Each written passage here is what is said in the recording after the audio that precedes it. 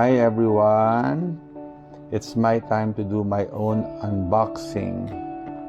My newest gadget for actually the last gadget for the year for me. It's not actually a gadget, but it's something I need to use for my work. So let's start. This box, I received this last Monday. Today is Wednesday. Ngayon ko lang nagkaroon ng chance to open this.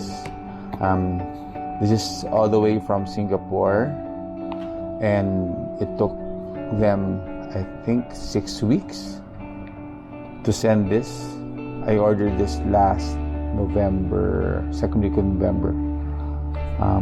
Naunahan pa ako ng mga resellers dito at authorized dealers dito sa Pilipinas.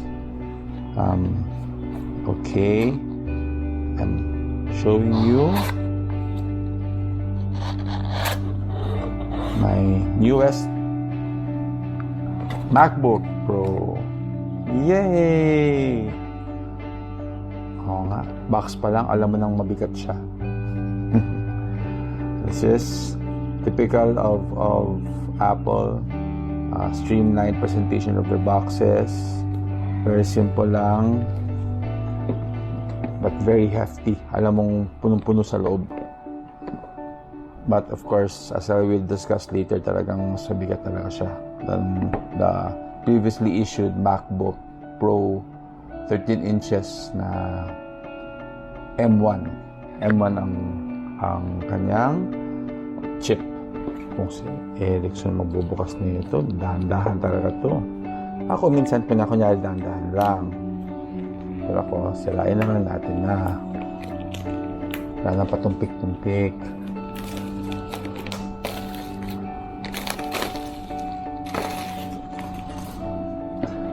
Yan. Exciting.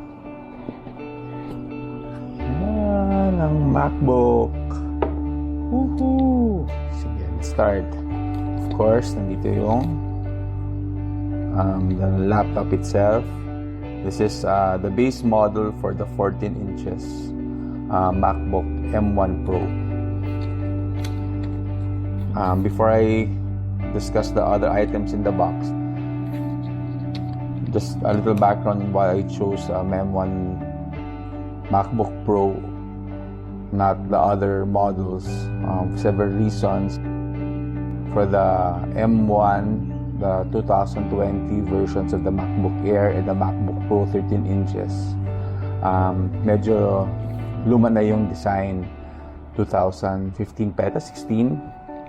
And the last redesign for a MacBook Pro was 2016 nga. So, at least bago. And the newer chip. And why not a MacBook M1 Pro Max? Huwag na. I don't need that. I don't need that for my work. I think this will do its job. Hello. I chose the space gray model.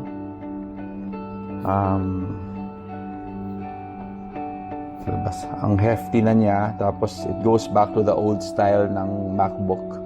If anyone familiar with MacBook, mga circa 2000 yata. Ayan, I'm not sure.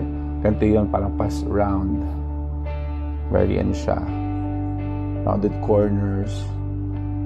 And ayan, sa ilalim, andyan yung MacBook Pro. I'm not sure if you can see it.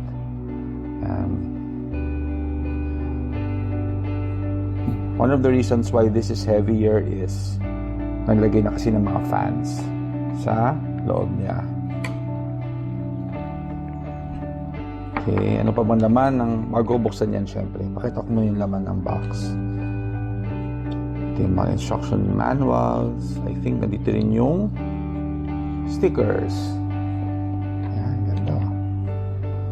Pero sa lahat ng binili naming mga items ng Apple, I think never namin ginamit yung mga stickers doon. Nandun lang. Either nawala na lang o nasama sa pagbenta ng aming units. When we resell it, after its use. Tapos ito yung Siyempre, yung MagSafe na siya. Unlike ng mga part ng 2016, I think, na versions. Yung kanilang charger, it's USB-C. But now, they went back to MagSafe ang charger nila.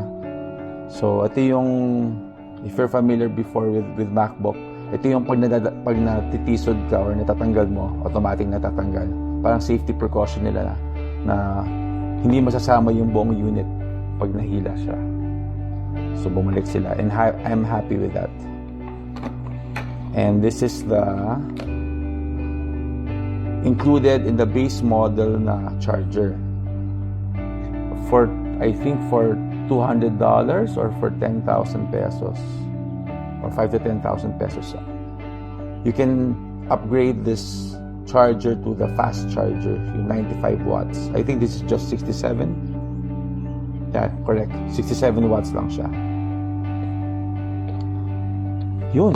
Alam mong yan ang laman ng MacBook, ng box ng Apple. Wala na. Very simple. Just the charger, the cord, and the charger. Now we go to the unit itself.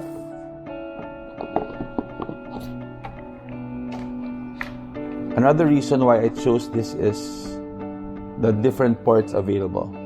Doon sa MacBook, I think dalawang USB-C, isang MagSafe na rin, pero may USB-C sa gilid and yung for the mic, for the headphone jack.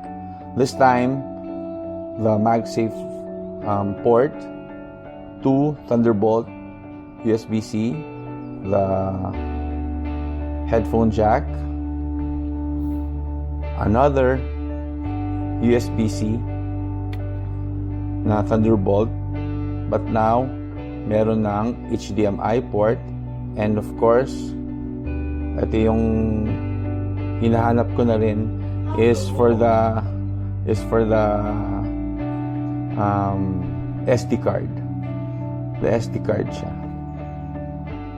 Yan, hindi ka na bibili ng kailangan ng mga dongles. I'm sure at one point bibili pa rin ako ng dongle for other items. But at least parang so far, ang kulang lang dito dahil lang ayaw talaga nila gamitin yung USB-A na port. So you have to buy a dongle for that, a separate dongle. Favorite pa rin ng mga Apple users ng mga Windows and other laptop users yung USB-A, yung normal na USB. Yan. Dahan-dahan pa kunyari.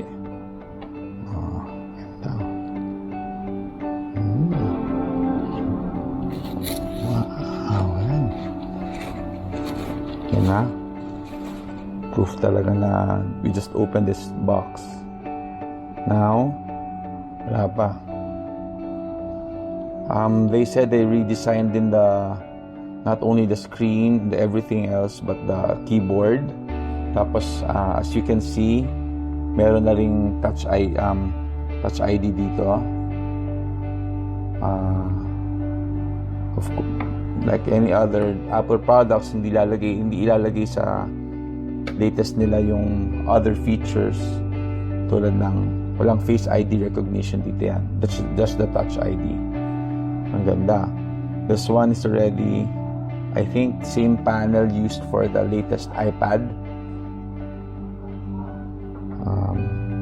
4K resolution na rin to and up to 120 Hz na resolution. So,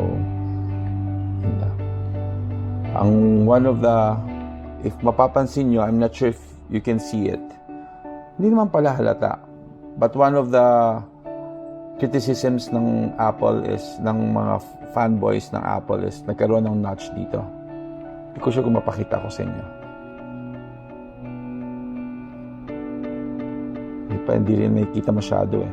Basta parang nagkaroon ng notch dyan. If you can just imagine, I'll show you my old MacBook na madumi, pasensya na, is that diretso dito, may camera lang. Pero dito, magkakaroon ka ng notch na pababa. Ang idea nila dyan is when you open it, yung bar sa taas, it will wrap around that area. So, hindi naman daw mahahalata. Sige, let's go to the country code natin. Para lang makita natin yung homepage na.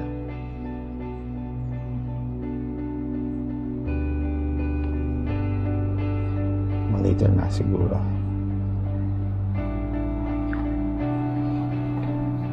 Yan ang difference niyan. Itong MacBook ko, this was the last line of the 12-inch model that they used. Pantapat nila to before sa mga light books and netbooks ng Apple, ay ng mga laptop, ng mga Windows. So, I bought this in 2015. So, more than 6 years na rin siya talaga sa akin. It served its purpose. Mabagal na siya, kaya I had to change it now. So, from 12 inches before, now to 14 inches. Diba? Siyempre, mag-install pa ako ng mga items dito. Okay. That's it. I hope you enjoyed our unboxing. Please do not forget to subscribe and hit your notification bells for new videos coming from us. Favorite ng sinasabi ni Erickson. Ciao!